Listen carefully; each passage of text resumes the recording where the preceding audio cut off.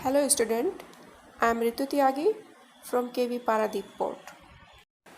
In today's class, we are going to discuss about transfer of heat.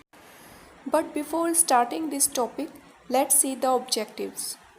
At the end of this lesson, you will be able to explain effect of heat, second, identify modes of heat transmission, conduction, convection and radiation. Explain good and bad conductors of heat. There are three modes of transfer of heat: conduction, convection and radiation. Heat follows from a hotter object to a colder object. Heat transfer. We can also define heat as the energy transferred from one body to another body due to temperature.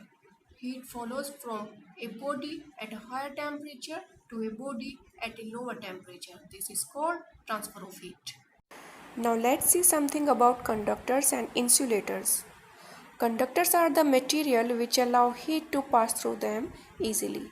Iron, aluminium, copper, all are the examples of conductors.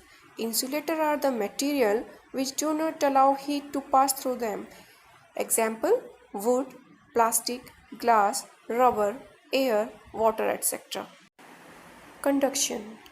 Conduction is the transfer of heat from the hotter part of the material to its colder part, without the movement of material as a whole. Convection.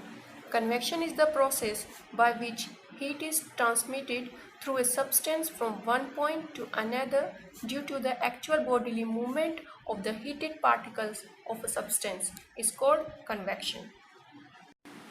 Radiation is the process by which heat is transferred from one place to another without the help of any medium. Example: heat from the sun reaches to the earth by radiation. All the hot bodies radiate heat. Let us summarize what we have learned today.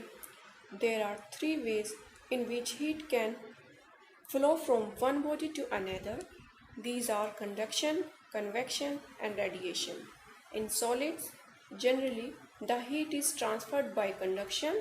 In liquids and gases, the heat is transferred by convection.